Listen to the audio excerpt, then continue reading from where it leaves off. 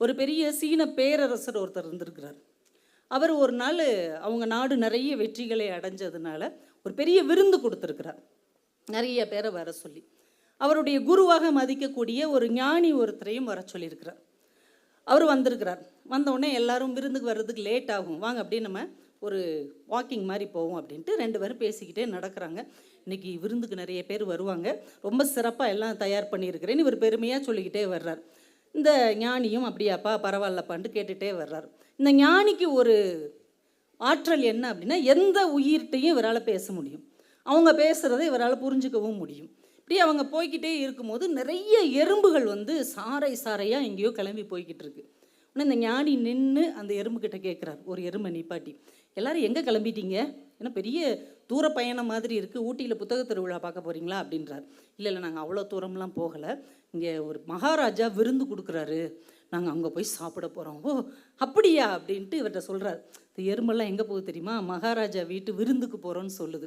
இவருக்கு அப்படியே கத்து தாங்க முடியல.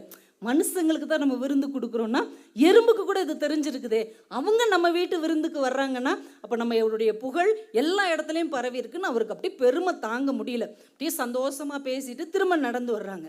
வரும்போது பார்த்தா அந்த எறும்பு கூட்டம் கிழக்கு பக்கத்தில் தான் அந்த ராஜாவுடைய அரண்மனை இருக்குது, இது எல்லாம் மேற்கு பக்கம் போய்கிட்டு இருக்கு எல்லா எறும்பும். இன்னும் இவர் என்னடா ஓ வீட்டு சைடு போகாமல் வேறு பக்கம் போகுது அப்படின்ட்டு பின்னாடியே போகிறாங்க. அந்த எறும்பு எல்லாம் எங்கே போகுதுன்னு பார்த்தா அந்த எறும்பு எல்லாம் நேராக ஒரு குடிசை வீட்டுக்கு போகிறாங்க. அந்த குடிசை வீட்டில் ஒரு சாதாரண விவசாயி ஒருத்தர் இருக்கிறார்.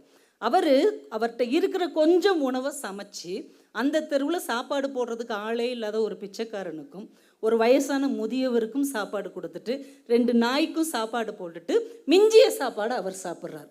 அவர் சாப்பிட்டு சிதறிய பருக்கைகள் இருக்கு இல்லையா, அதை இந்த எறும்புகள்லாம் எடுத்து சாப்பிட்டுட்டு, அப்பா மகாராஜன் இவர் வீட்டில் சாப்பிட்ட விருந்து மாதிரி உலகத்தில் நம்ம எங்கேயுமே சாப்பிட்டதில்லை, அருமையான விருந்து அப்படின்னுச்சான். தான் அந்த பேரரசருக்கு அப்படியே வெக்கமாக போயிடுச்சான். நம்மக்கிட்ட இவ்வளோ செல்வம் இருக்கிறது, அதை வச்சு நம்ம ஒருத்தங்களுக்கு விருந்து கொடுக்குறோம், இது பெரிய விஷயம் இல்லை. தன்னிடம் இருக்கிற கொஞ்சம் உணவை கூட இல்லாதவர்களுக்கு கொடுத்து விட்டு தான் உண்ணுகிறானே அவன்தான் உண்மையான மகாராஜா என்பதை அவர் அன்றைக்கு உணர்ந்து கொண்டார். இப்போ எளிய மனிதர்கள் என்று நம்ம யாரையும் நினைத்து விடக்கூடாது. எளிய மனிதர்களுக்குள் இருக்கக்கூடிய இரக்கம் மிகப்பெரிய மனிதர்கள்ட்ட கூட சில நேரங்கள் இல்லாமல் போய்விடும்.